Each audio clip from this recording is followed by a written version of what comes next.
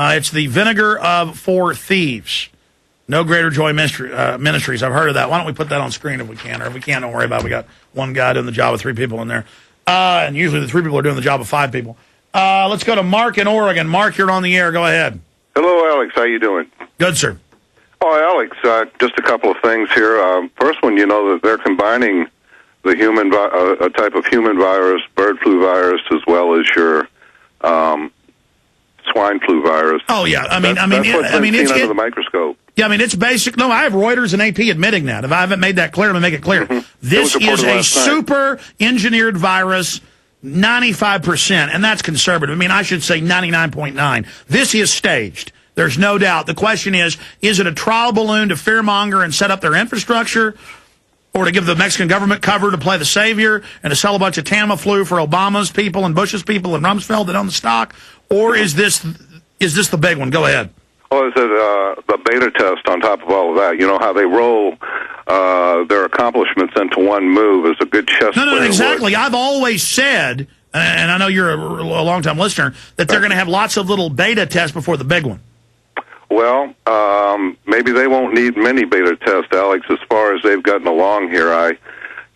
They probably go back through history and they analyze from the historical record how people reacted to pandemic situations from the beginning to the end of them. I'm sure they've got their satanic means down to a science at this point. But Alex, I mainly called in today to really ask you to please investigate, through the internet and whatever medical sources you may have, the effectiveness of essential oil of oregano. Okay, I've used it now for more than 15 years. I've helped numerous people with numerous maladies with it. I know. I mean, that's another thing. Oil of oregano, incredible antiviral properties, but I don't want to say any of this is a cure.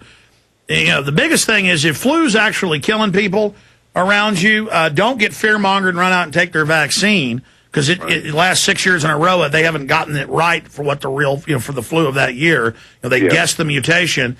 And I'm just saying, if it really is breaking out, don't think if you got oil of oregano and garlic and a few other things that it's going to make you invincible or make your baby invincible. Stay away from people if it turns out to be a real pandemic and turns out to be some new super flu. Alex, is a preventative. It will boost the immune system to the point where I doubt very seriously that anybody is going to get it, okay? Now, as a curative, it is just as effective on all flu viruses from everything I've seen. Now, when I called you, I don't know, it's been 6 weeks or more, I mentioned to you that on Steve Quayle's radio show, when Steve was still on shortwave about 2.5, 3 months ago now, Hawk did the guest host on that show one day. And what Hawk reported, he didn't say maybe, and he didn't say if, he said that Dr. Cass Ingram, who is the medical doctor turned naturopathic type doctor, excuse me, who publicized the effectiveness and then wrote a book called The Cures in the Cupboard, giving you, 60 or 70 major maladies to humankind that oregano addresses. No, I understand. It's been talked about for ever 12 years, 13 years I've been on Genesis. But he said university studies had recently proven about 3 months ago that the oil of oregano actually kills the Ebola virus as well as the deadly form of the bird flu virus. All right. Well, listen, I appreciate, I appreciate your call. We've got to keep running here. I won't get to everybody. Missy in Michigan. Thank you so much, Missy. Hi, Alex. I have 2 questions for you. First, would you be willing to share with us how you would personally handle it if you or someone in your family got infected? Well, I agree with what the caller in Oregon, Mark, was just saying, that oil of oregano, elderberry, vitamin C, but it's hard once somebody gets infected and they're vomiting their guts out and crapping their guts out to help them then. You want the preventative. And I know that garlic, I know oil of oregano, I know some of these different mushrooms have been proven to be extremely antiviral and really help. But talking to other medical doctors and actually looking at the studies he just mentioned, and I am aware of them, it helps. I don't want to tell anybody there's a silver bullet. If this stuff really is as bad as they say, again, we're hoping that's not the case, but the media is really hyping it up, or in the next event, or whatever's coming down the road, it's good to have these stores of this, but to stay away from people. Don't think if you're just taking oil oregano, you're invincible. But But again, this is probably just media hype and a bunch of fear-mongering. We'll know more tomorrow. I'll be on the air 4 to 6 p.m. to integrate the info and to take your calls, and we'll know more on Monday. But if it's true, as BBC is reporting and others, that they're covering up the real extent of the deaths, and it's over 200 in Mexico City, and this stuff, they admit, has spread all over North America, this is a serious situation. My second question is, do you have a call into Dr. Carly? I'd love to hear what she has to say about all this. That's a good idea. Well, we're going to get Carly on. We're going to get a lot of different medical doctors and people on the show. I mean, did you notice I've been talking about bird flu a lot the last few years because I noticed they'd pipe down in their fear-mongering and propaganda. It's when they hype it up, always out of a clear blue sky, that then they play the games because they want to pre-program. And notice we've been doing show after show. Did one last Monday before any of this broke out. The news broke on, Wednesday. Notice that we have been, and the Baxter, people don't know the Baxter story. You should go to Infowars.com and read, and PrisonPlanet.com and read, swine flu is deadly mix of never-before-seen viruses. And then we linked all the stories and articles about Baxter and give you the full picture there. Another one, swine flu outbreak originated at Fort Dix in 1976. The original plague that killed 40 million in 1918 originated at a U.S. military base. Those were staged events. That's why President Ford was ready with the swine flu shot that killed so many people. And then folks refused to take it. They're running eugenics operations. See, they scare you with the fear-mongering of something that probably isn't that bad. Then everybody runs out and gets the vaccine. That's really what's dangerous. Go ahead. That's it. Thanks a lot for what you're doing. Thank you. I mean, there's so many facets to all of this, and I hope I'm covering them all here today. Let's go ahead and take another call. Brian in Canada. Brian, go ahead. Hi, Alex. Hi. I was doing my research here on the Internet.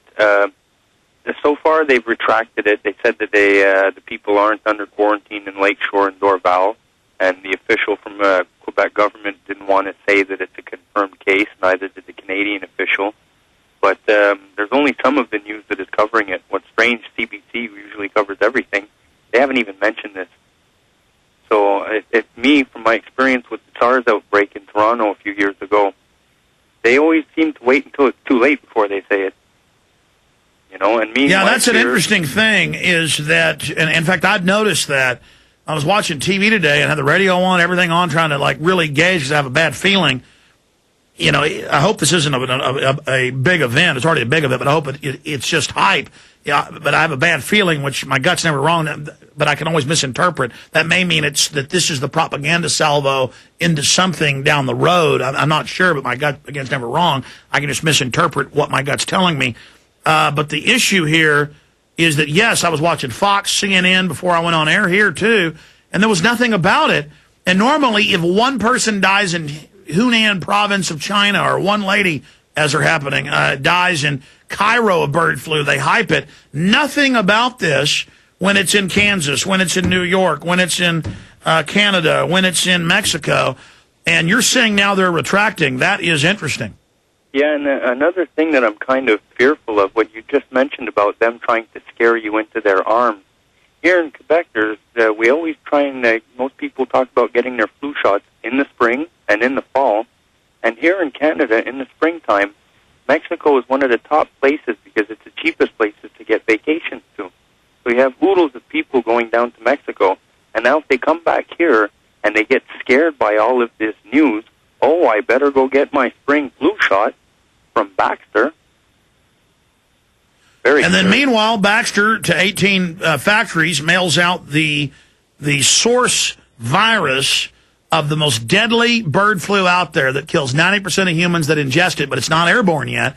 And they mix it in with a spectrum of normal, very contagious, which do kill people, by the way. Regular flu kills 15,000 conservatively a year in the U.S. alone, hundreds of thousands worldwide. Well, it's actually, they say millions because of debilitated people.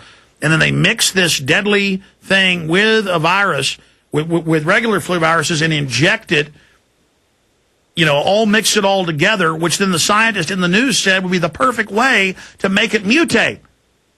I mean, what is going on? Exactly. You've got all this stuff going on.